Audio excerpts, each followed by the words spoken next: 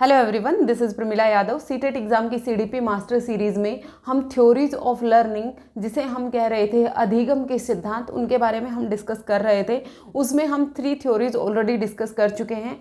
सबसे पहले हमने बेंडोरा की ऑब्जर्वेशनल लर्निंग थ्योरी देखी थी। फिर उसके बाद हमने पावलोव की क्लासिकल कंडीशनिंग देखी, जिसको हम शास्त्रीय अनुबंधन कह रहे थे। फिर उसके बाद हमने स्किनर की ऑपरेंट कंडीशनिंग देखी, जिसको हम इंस्ट्रूमेंटल लर्निंग भी कह रहे थे, जिसको हम क्रिया प्रसूत सिद्धांत कह रहे थे। ये 3 थ्योरी हम ऑलरेडी डिस्कस कर चुके हैं। आज की जो हमारी थ्योरी रहेगी वो है ट्रायल एंड एरर थ्योरी। क्या है? Trial and error theory. Trial and error theory है, ये किसने दी थी? ये थॉर्नडाइक ने दी थी। किसने दी थी? थॉर्नडाइक ने।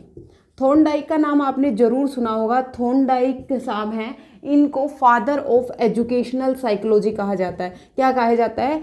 एजुकेशनल साइकोलॉजी के फादर। एजुकेशनल साइकोलॉजी के फादर कहा जाता है इनको, क्योंकि साइकोलॉजी को एजुकेशन फील्ड में सबसे पहले जो अप्लाई करने का काम किया था वो किसने किया था? थॉर्नडाइक ने किया था। इसीलिए थॉर्नडाइक को एजुकेशनल साइकोलॉजी का फादर कहा जाता है, एजुकेशनल साइकोलॉजी के जनक कहा जाता है। एजुकेशनल साइकोलॉजी क्या हुआ? शिक्षा मनोविज्ञान। तो शिक्षा मनोविज्ञान के जनक कौन है? E.L. थॉर्नडाइक साहब हैं। E.L. थॉर्नडाइक है, वो एक बिहेवियरिस्ट हैं, वो एक व्यवहारवादी हैं। व्यवहारवादी। आपसे कई बार पूछ लिया जाता है कि कौन सा साइकोलॉजिस्ट है वो व्यवहारवादी है, तो E.L. थॉर्नडाइक साहब व्यवहारवादी हैं, बिहेवियरिस्ट हैं। हमने स्किनर पढ़ा था, वो भी बिहेवियरिस्ट था। पावलोव थे, वो भी बिहेवियरिस्ट थी। और एक आते हैं J.B. वॉटसन साहब। कौन? J.B. वॉटसन। J.B. वॉटसन को फादर ऑफ बिहेवियरिज्म कहा जाता है। बिहेवियरिज्म के जो फादर हैं वो कौन हैं? J.B. वॉटसन। बिहेवियरिज्म पर सबसे पहले काम करने वाले कौन थे? व्यवहारवाद पर सबसे पहले काम करने का श्रेय किनको जाता है? J.B. वॉटसन को जाता है। इसीलिए J.B. वॉटसन को व्यवहारवाद का फादर कहा जाता है, व्यवहारवाद का जनक कहा जाता है। व्यवहारवाद में कौन कौन से साइकोलॉजिस्ट हैं?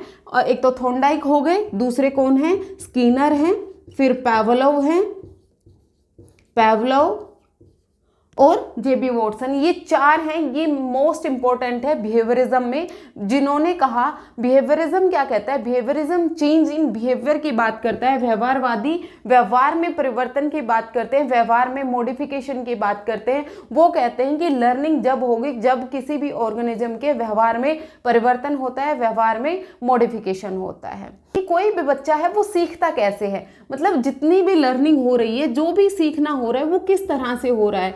जैसे हमने पढ़ना सीखा, वो किस तरह से सीखा।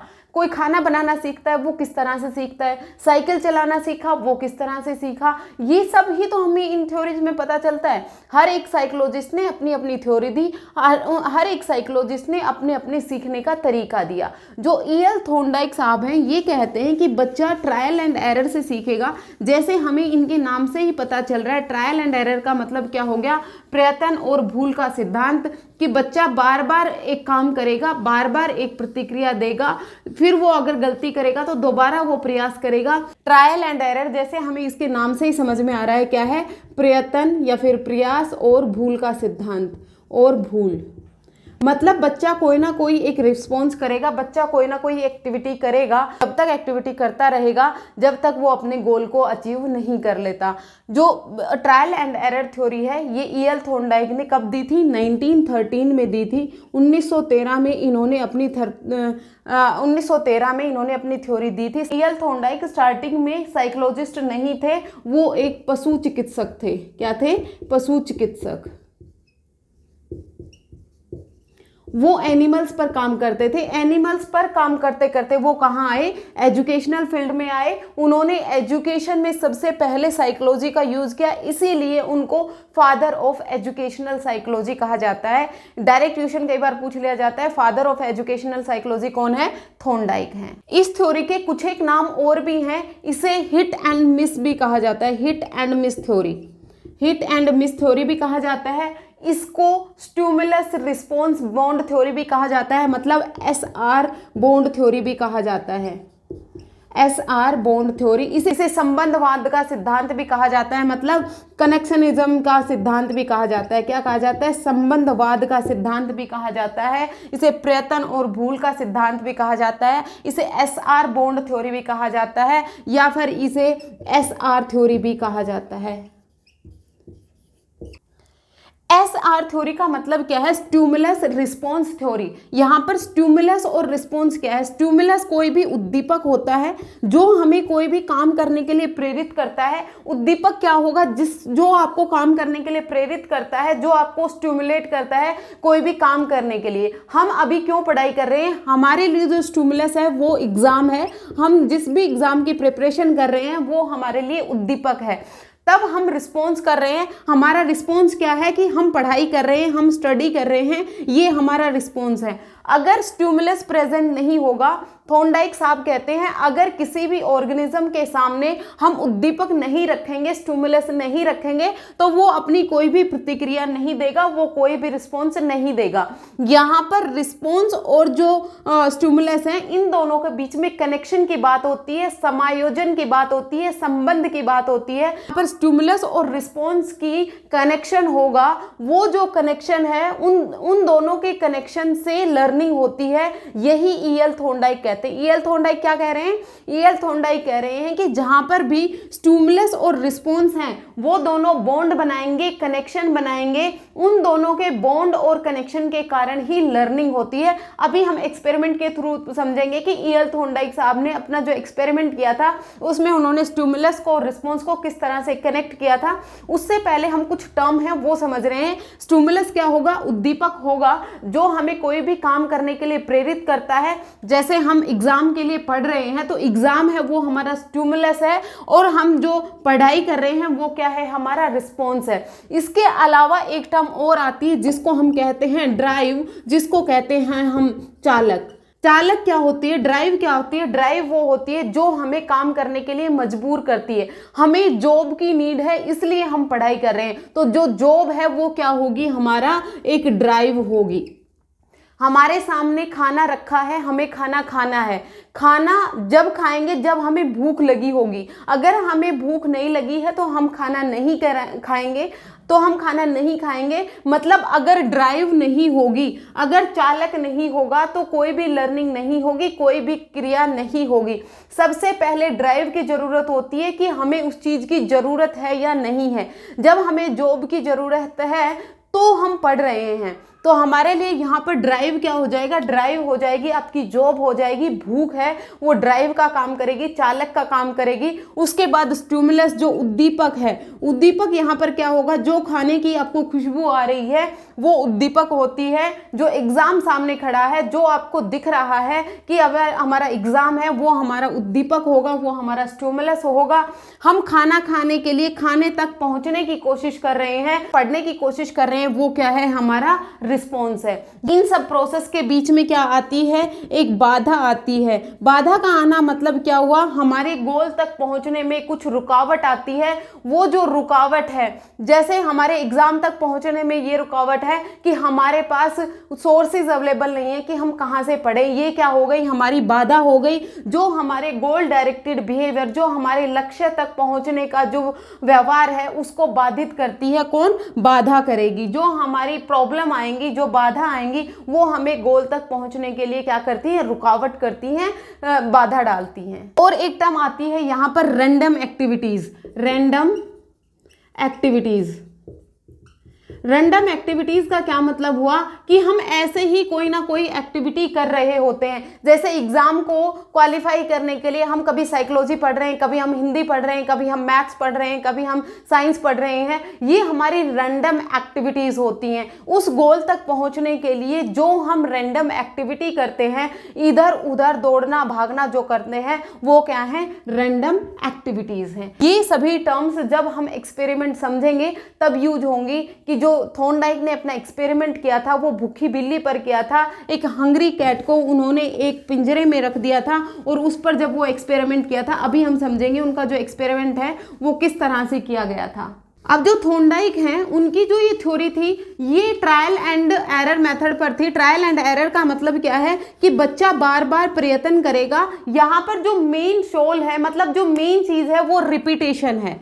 रिपीटेशन है मतलब बार बार प्रयत्न करना, बार बार उसी चीज को दोहराना। जब बच्चा बार बार उसी चीज को दोहराएगा, रिपीट करेगा, तब वहां पर लर्निंग होगी। रिपीटेशन में क्या होगा, ट्रायल होगा। जब वो कोई भी एक प्रयत्न करता है, जब काम करने के लिए वो कोई भी एक प्रयत्न कर रहा है, ट्रायल के साथ साथ वो क्या करेगा, भूल करेगा, एरर करेंगे। ट्रायल और भूल, जो ट्रायल और जो एरर कर रहा है उनसे बच्चा सीखता है। जैसे हमने पहले सीटेट का एग्जाम एक बार दिया, उसमें हमारी कुछ गलतियां रहीं, कुछ टॉपिक हमने नहीं पढ़े और वही एग्जाम में आ गए। वो क्या हुई, हमारी भूल हुई। जो हम पढ़ने की कोशिश कर रहे थे वो हमारा ट्रायल था, लेकिन वहां पर क्या मिला, फेलियर मिला। तो अब हम क्या करेंगे, जहां पर हमारी कमियां रही उस एरिया में हम ज्यादा मेहनत करते हैं, हम उसी पर काम करते हैं, फिर से हम उसी काम को दोहराते हैं। हम नेक्स्ट जब सीटेट का एग्जाम आता है तो हम फिर से उसी प्रोसेस में आते हैं, हम फिर से कोशिश करते हैं। और जब हमने अपनी जो भूल थी उस पर ओवरकम कर लिया,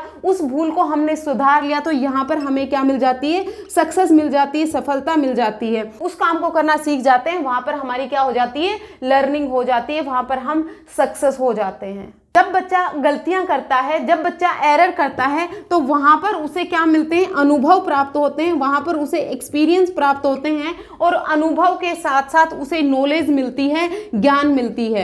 मतलब जब बच्चा गलतियां करता है तो वहां से गलतियों से वो सीखता है। उसने जो भी गलतियां की उससे सीखा। हमने भी अपनी लाइफ में बहुत सारी गलती की होंगी, अगर हमें ये समझ में आ गया कि हमारी लाइफ की ये गलती रही है तो हम उसे सुधारते हैं। वहां से हमें एक्सपीरियंस मिलता है, वहां से हमें अनुभव मिलता है, और वहां से हमें क्या मिलता है, ज्ञान मिलता है। अनुभव और ज्ञान जब बच्चे को मिल जाएगा तब यहां से बच्चे में अधिगम होगा, यहां से बच्चे में क्या होगी, लर्निंग होगी।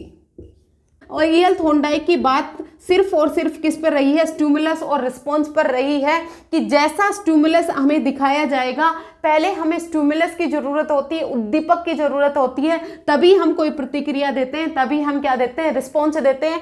एचटेट में ये डायरेक्ट क्वेश्चन पूछा गया है कि SR थ्योरी है वो किसने दी है, SR थ्योरी किससे रिलेटेड है। SR थ्योरी है वो थॉर्नडाइक साहब ने दी है। स्टिमुलस और रिस्पॉन्स थ्योरी है वो ट्रायल एंड एरर थ्योरी का ही दूसरा नाम है। इसी को हम कनेक्शनवाद कहते हैं, इसी को ही हम संबंधवाद कहते हैं, इसी को हम समायोजनवाद भी कहते हैं, इसी को हम SR बॉन्ड थ्योरी भी कहते हैं।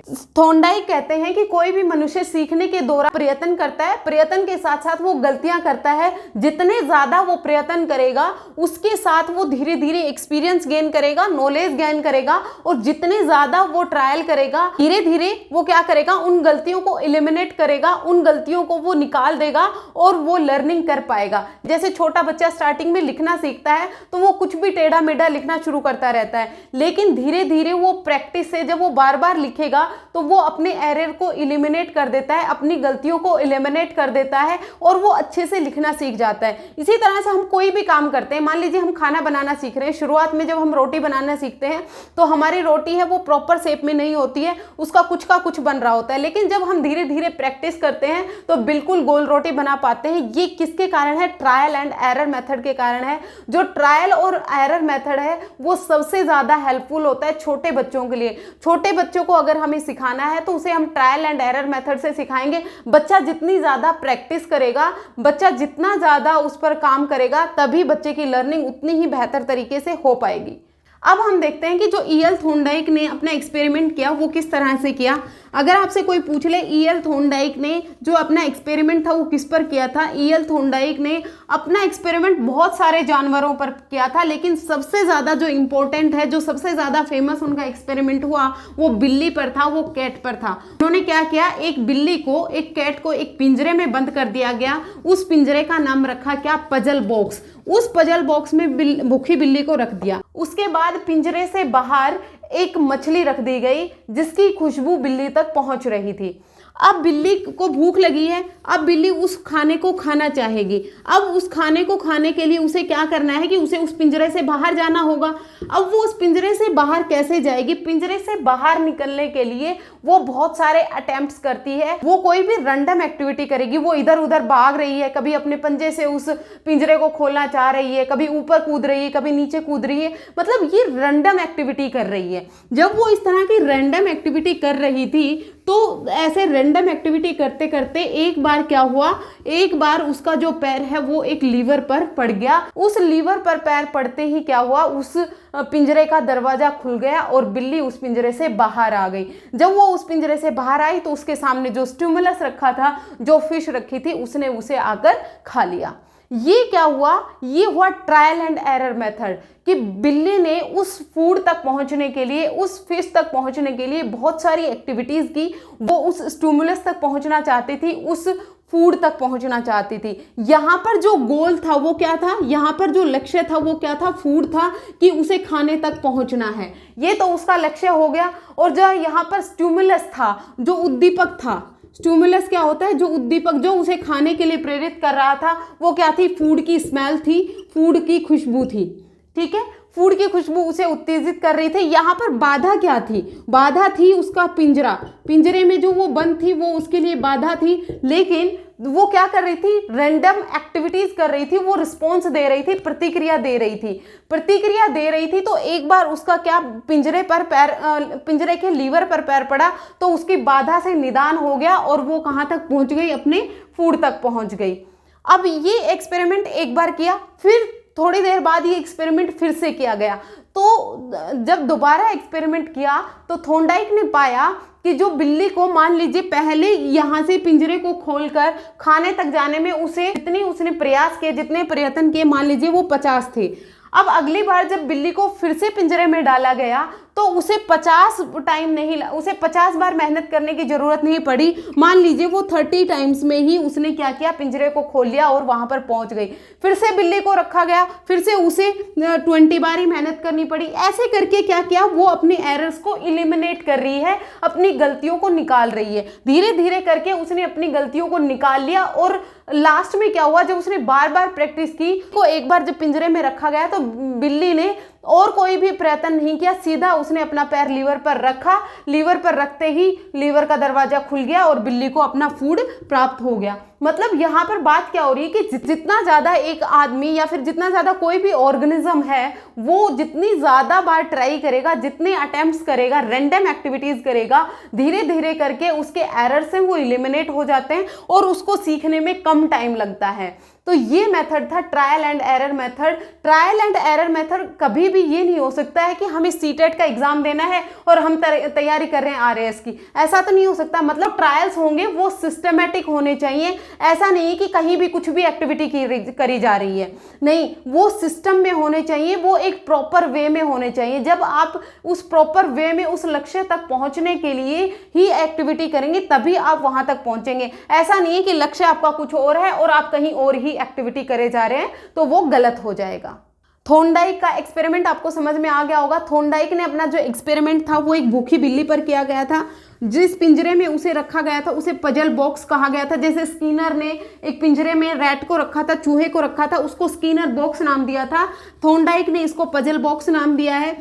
थॉर्नडाइक कहते हैं कि आप किसी भी ऑर्गेनिज्म के सामने एक स्टिमुलस रख देते हो। स्टिमुलस क्या रखा, उसने फिश रखा। जब वो स्टिमुलस रख देते हो तो उस स्टिमुलस तक पहुंचने के लिए वो क्या करता है, प्रतिक्रिया करता है, वो रिस्पॉन्स देता है। रिस्पॉन्स देने के बाद वो उस तक एक बार पहुंच जाएगा, ऑर्गेनिज्म से फिर से एक्टिविटी कराई जाएगी तो उसी काम को करने में उसे कम टाइम लगता है। फिर दोबारा की जाएगी तो उससे कम लगता है। धीरे धीरे कर कर उसमें क्या आ जाती है, स्थिरता आ जाती है, उसमें स्टेबिलिटी आ जाती है, वो धीरे से सीख जाता है। फिर वो एक ही अटेम्प्ट में उस काम को कर लेता है। जैसे हम छोटे बच्चों को लर्निंग भी सिखाते हैं, छोटे बच्चे को हम लिखना सिखाते हैं या छोटे बच्चे को हमने साइकिल चलाना सिखाना है तो शुरुआत में सब गलती करते हैं। कोई भी एक नया काम सीखते हैं तो शुरुआत में गलतियां होती हैं, लेकिन धीरे धीरे जब हम उसकी प्रैक्टिस करते हैं, जब हम धीरे धीरे प्रयास करते हैं तो हमें उसमें परफेक्शन मिल जाती है। फिर जो गलतियां हैं वो हमारी जीरो हो जाती हैं, जो एरर्स हैं वो हमारी लर्निंग में से एलिमिनेट हो जाते हैं। इस थ्योरी में जो सबसे इंपॉर्टेंट टॉपिक है वो है लॉज ऑफ लर्निंग।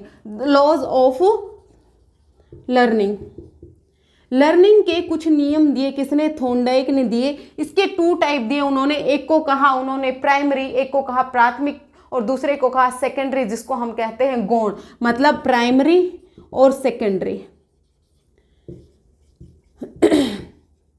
प्राइमरी और सेकेंडरी 2 तरह के उन्होंने लॉज दिए। जो प्राइमरी है प्राथमिक होंगे, सेकेंडरी को क्या बोलते हैं, हम गौण बोलते हैं। जो प्राइमरी हैं इनको प्राइमरी में 3 लॉज आते हैं।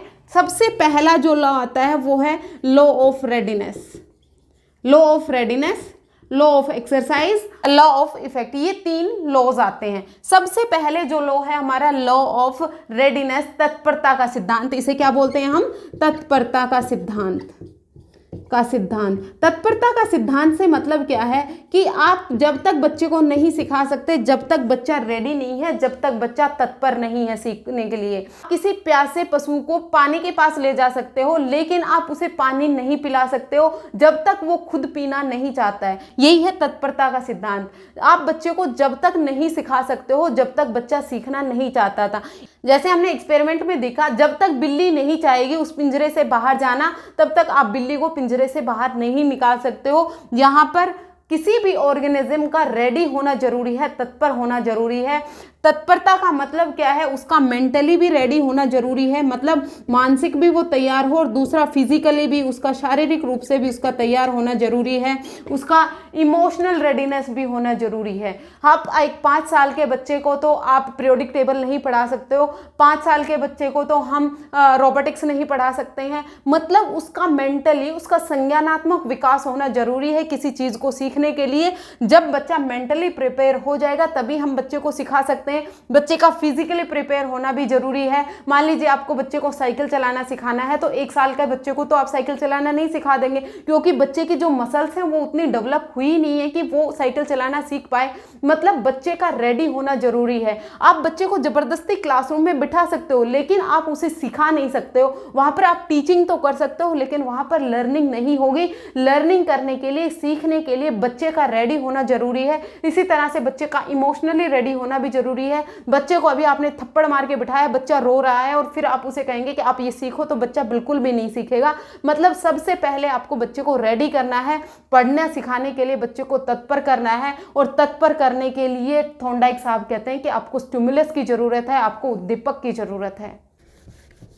तत्परता के सिद्धांत के बाद जो दूसरा लॉ आता है वो है law of effect. Law of effect हमने स्किनर की थ्योरी में भी डिस्कस किया था, क्योंकि जो स्किनर की थ्योरी है वो इसी लॉ पर डिपेंडेंट है कि लॉ ऑफ इफेक्ट का मतलब प्रभाव का नियम, प्रभाव का नियम, प्रभाव का नियम। 2 तरह के प्रभाव पड़ेंगे। जब बच्चा कोई भी एक्टिविटी करेगा, जब बच्चा कोई भी काम करेगा, तो उस पर या तो पॉजिटिव इफेक्ट होगा या फिर नेगेटिव इफेक्ट होगा। मतलब या तो उसके गुड कॉन्सिक्वेंसेस होंगे या उसके बैड कॉन्सिक्वेंसेस होंगे। अगर गुड कॉन्सिक्वेंसेस हुए तो बच्चे के बिहेवियर को स्ट्रेंथ मिलेगी, मतलब बच्चा उस व्यवहार को बार बार रिपीट करेगा। लेकिन अगर उसके बैड कॉन्सिक्वेंसेस हुए तो बच्चा उस व्यवहार को दोबारा नहीं करेगा, बच्चा उस व्यवहार को दोबारा रिपीट नहीं करेगा। तो थॉर्नडाइक ने जो लॉज दिए उसमें एसआर बॉन्ड की बात होती है, मतलब स्टिमुलस और रिस्पॉन्स के बॉन्ड की बात होती है। जब स्टिमुलस और रिस्पॉन्स में एक अच्छा कनेक्शन बनेगा, जब इन दोनों में जितना अच्छा कनेक्शन बनेगा, लर्निंग उतनी ही अच्छी होगी। मतलब वो बिहेवियर को बढ़ाएगी, वो बिहेवियर को स्ट्रेंथ करेगी। और अगर स्टिमुलस रिस्पॉन्स का जो बॉन्ड है वो वीक रहा तो वहां पर लर्निंग नहीं होगी। इसका मतलब समझते हैं, स्टिमुलस और रिस्पॉन्स के बॉन्ड का मतलब क्या है कि मतलब आपको कितना भूख है, आप उस स्टिमुलस तक पहुंचने के लिए कितनी आपको जरूरत है।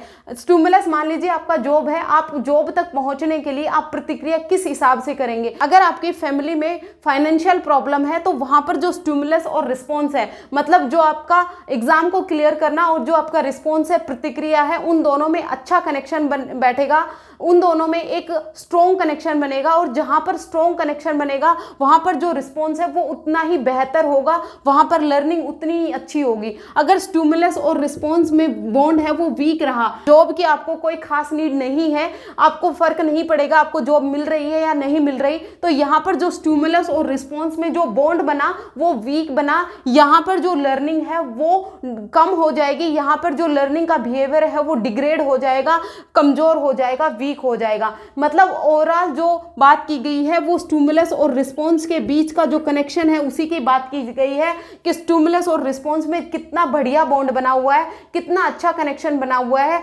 उतनी ही अच्छी लर्निंग होगी। इसीलिए तो इसको एसआर बॉन्ड थ्योरी कहा जाता है, इसीलिए तो इसको एसआर लर्निंग कहा जाता है। लॉ ऑफ इफेक्ट में जो रिवॉर्ड और पनिशमेंट की बात भी यहीं से ही आई थी, रिवॉर्ड एंड पनिशमेंट। रिवॉर्ड और पनिशमेंट की बात स्किनर ने खूब की है, स्किनर ने रीइंफोर्समेंट की बात की है। यहाँ पर कहते हैं कि अगर बच्चे को रिवॉर्ड मिलेगा, अगर बच्चे को पुरस्कार मिला तो वहाँ पर जो बिहेवियर है वो स्ट्रेंथन हो जाएगा, और अगर पनिशमेंट मिली तो वहाँ पर जो बिहेवियर है वो कम हो जाएगा। मतलब जब भी बच्चे को आप रिवॉर्ड देंगे वहाँ पर लर्निंग है वो बढ़ेगी, लेकिन अगर आपने बच्चे को पनिशमेंट दे दी तो वहाँ पर क्या होगा, लर्निंग घट जाएगी। जो रिवॉर्ड है वो गुड कॉन्सिक्वेंसेज होते हैं, जो पनिशमेंट है वो हमारी बैड कॉन्सिक्वेंसेज होंगी। जब भी बच्चे ने कोई एक्टिविटी की, अगर आपने बच्चे को उस एक्टिविटी के बाद में पनिश कर दिया, सजा दे दी, तो बच्चा उस बिहेवियर को दोबारा नहीं करेगा।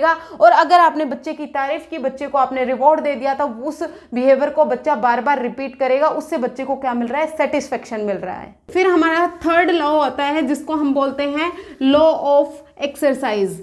Law of exercise, law of exercise का मतलब यहाँ पर किसकी बात होती है, रिपीटेशन की बात होती है। जितना ज़्यादा आप एक एक्टिविटी को दोहराएंगे, जितना ज़्यादा आप एक एक्टिविटी को रिपीट करेंगे, उसकी लर्निंग उतनी ही ज़्यादा अच्छे से होगी। मतलब रिपीटेशन है वो इम्पोर्टेंट है। जो लॉ ऑफ एक्सरसाइज है इसके भी दो सब लॉज होते हैं जिसको हम बोलते हैं law of use and law of disuse. Law of use and disuse का क्या मतलब है, जो एक्टिविटीज आप डेली कर रहे हैं, जिनका आप डेली यूज कर रहे हैं, वो आपके बिहेवियर को स्ट्रेंथन कर देती है। जो काम हम डेली करते हैं उनमें हमें परफेक्शन मिलती जाती है। जब हम डेली किसी काम को रिपीट करते हैं तो धीरे धीरे हम उस काम को करने में परफेक्ट हो जाते हैं। और अगर उस काम को हम डेली नहीं करते हैं, वो अगर डिसयूज में चला गया, उसका हम प्रयोग नहीं कर रहे हैं, तो धीरे धीरे हम उस लर्निंग को भूल जाते हैं। तो मतलब लर्निंग को बनाए रखने के लिए, सीखने के लिए जरूरी क्या है, यूज होना जरूरी है।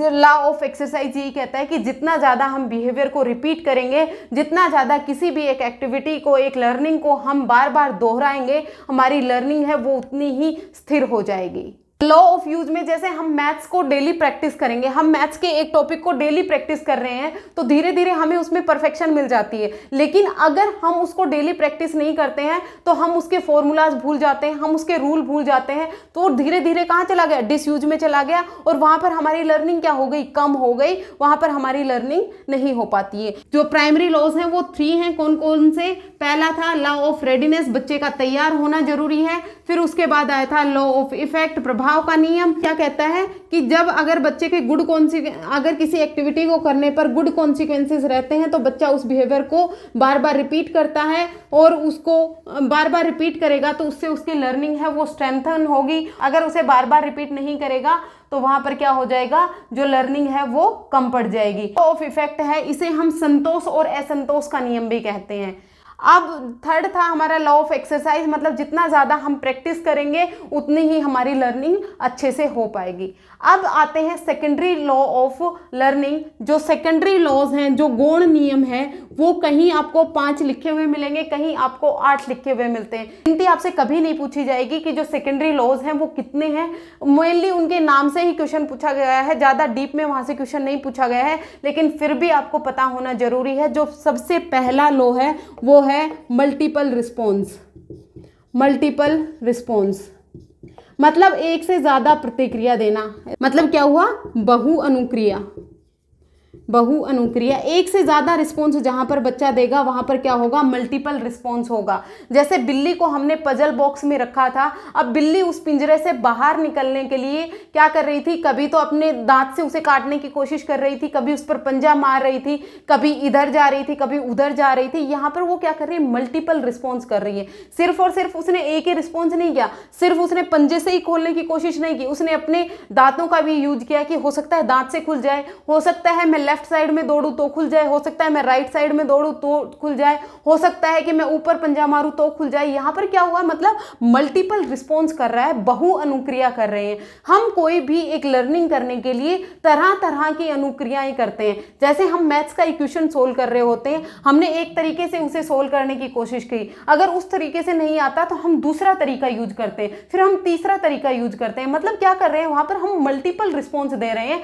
एक ही काम को हम डिफरेंट डिफरेंट तरीके से कर सकते हैं। ये क्या होती है, हमारी मल्टीपल रिस्पॉन्सेज होते हैं। थोंडाई कहते हैं कि किसी भी काम को सीखने के लिए हमें मल्टीपल रिस्पॉन्स करना चाहिए, बहु अनुक्रिया करनी चाहिए, और जो ये रिस्पॉन्स करेंगे ये हमारे सिस्टमेटिक होने चाहिए, एक मैनर में होने चाहिए। ऐसा नहीं है कि कहीं भी कुछ भी रिस्पॉन्स आप दिए जा रहे हैं तो उससे लर्निंग नहीं होती है। लर्निंग उसी गोल की तरफ होनी चाहिए, मतलब जो बिहेवियर आप कर रहे हैं, मतलब जो रिस्पॉन्स आप दे रहे हैं वो गोल डायरेक्टेड होना चाहिए, लक्ष्य निर्देशित होना चाहिए। जिस लक्ष्य को प्राप्त करने के लिए हम जो एक्टिविटी कर रहे हैं, जो बिहेवियर कर रहे हैं, वो लक्ष्य को निर्देशित होना चाहिए। इधर उधर कोई भी एक्टिविटी करने से लर्निंग नहीं होती है। एक एग्जाम्पल ये भी है कि हम किसी भी एग्जाम को क्वालिफाई करने के लिए बहुत सारी बुक्स लेके आते हैं, ये बुक ले ली, वो बुक ले ली, वो बुक ले ली। मतलब यहाँ पर क्या कर रहे हैं, हम मल्टीपल ऑप्शन चुन रहे हैं कि हो सकता है कि इस बुक में से मैं ये टॉपिक पढ़ लूंगा, इस बुक में से मुझे ये टॉपिक पढ़ना है, इस बुक में से मुझे ये टॉपिक पढ़ना है।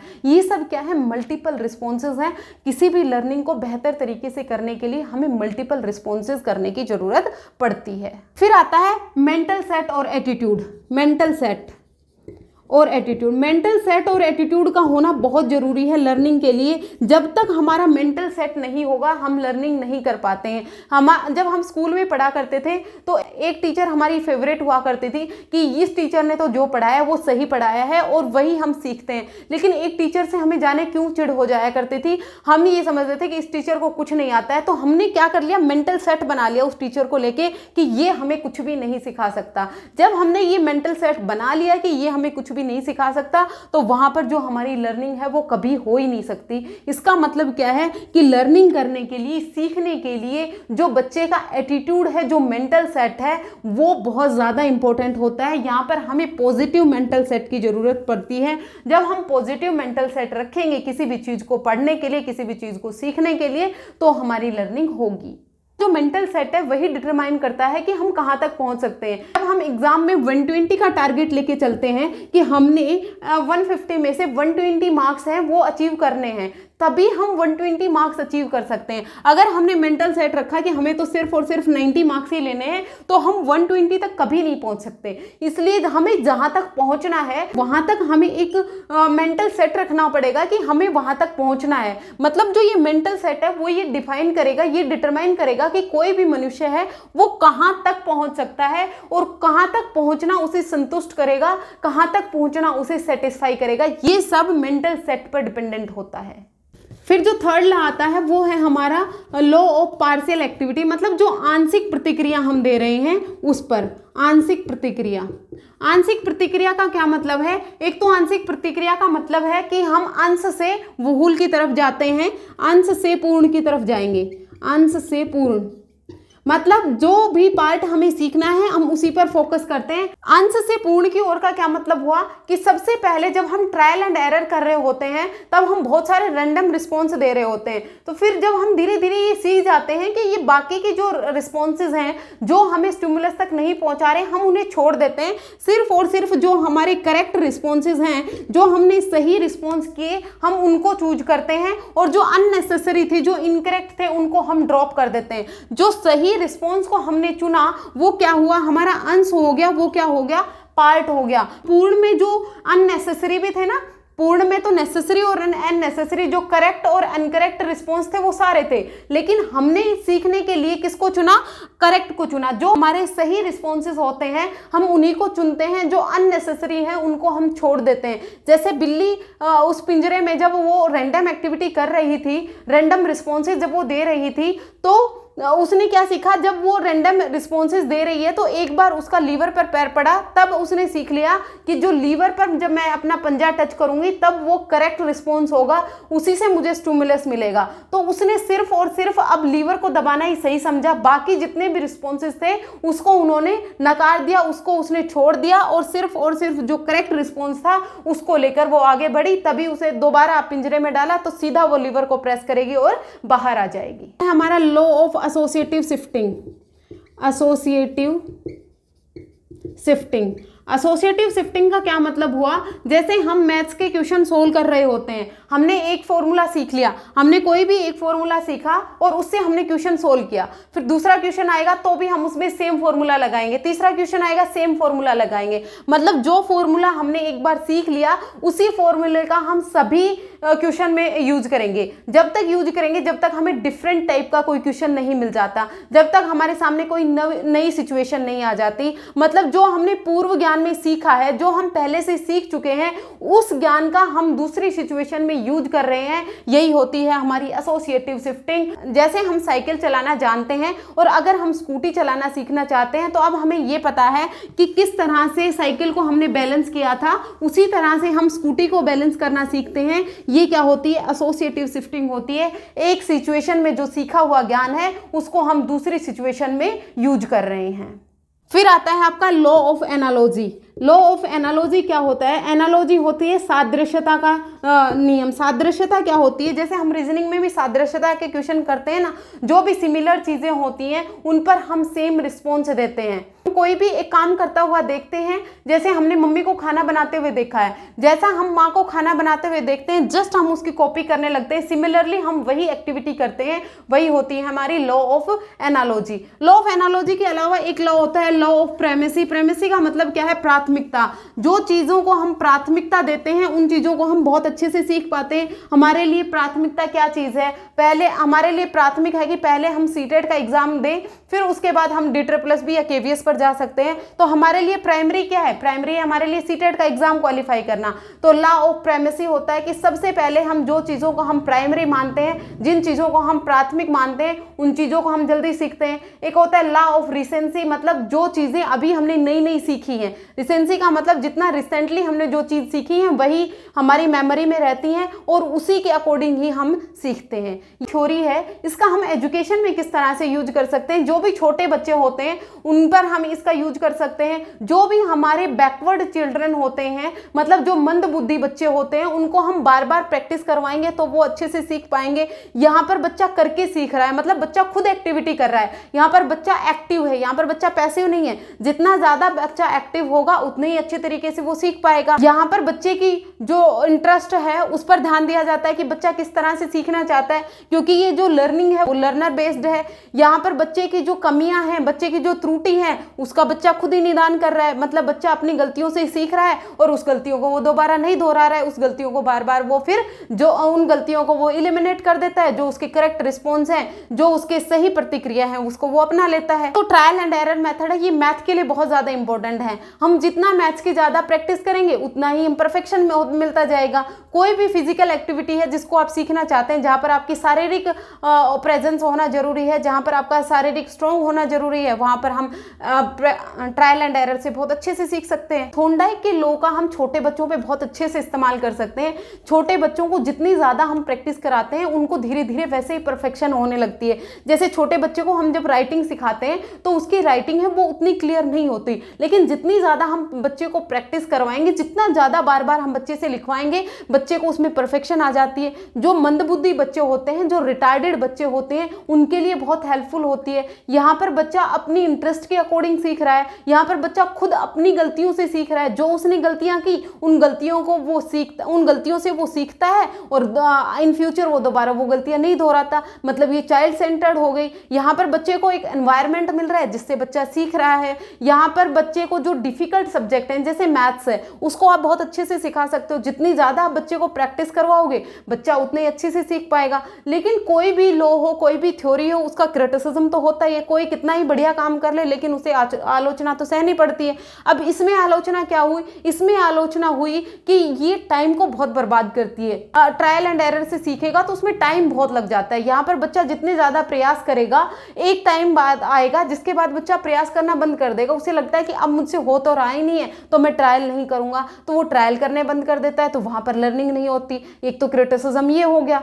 एक ये बहुत ज़्यादा प्रैक्टिस पर बल देता है। ये कहता है कि बार बार आप रिपीट करवाएं। जब हम बच्चे से बार बार वो चीज़ रिपीट करवा रहे हैं, वहाँ पर रटने का काम हो जाता है, वहाँ पर मेमोराइजेशन का काम हो जाता है। तो मतलब ये रटने पे बल दे रही है। और जो हमारा आज का एजुकेशन सिस्टम है वो कहता है कि आप बच्चे को चीज़ें रटवाएंगे नहीं, आप बच्चे को कंसेप्चुअल क्लियरेंस दें, कि बच्चे को कंसेप्ट क्लियर हो कि ये चीज़ें क्यों हो रही है। तो ये रटने पे बल दे रही है, इसलिए इसका क्रिटिसिज्म हुआ। ये सिर्फ और सिर्फ ये जो थ्योरी है ये मेनली छोटे बच्चों के लिए है, कि स्टार्टिंग में आप बच्चे को कुछ चीज सिखाना चाह रहे हैं तो वो बच्चा ट्रायल एंड एरर मेथड से सीख सकता है। लेकिन बड़े बच्चों के लिए तो ये पॉसिबल नहीं है। अगर हम सिर्फ और सिर्फ ट्रायल एरर मेथड से ही सीखते रहे तो हम बहुत पिछड़ जाएंगे। हमारा कभी जो गोल है वो अचीव ही नहीं हो पाएगा, उसमें बहुत ज़्यादा टाइम लग जाएगा। ये सब क्या रहे? क्रिटिसिज्म रहे थॉर्नडाइक की थ्योरी। ये सब क्रिटिसिज्म रहे थॉर्नडाइक की ट्रायल एंड एरर थ्योरी के लिए।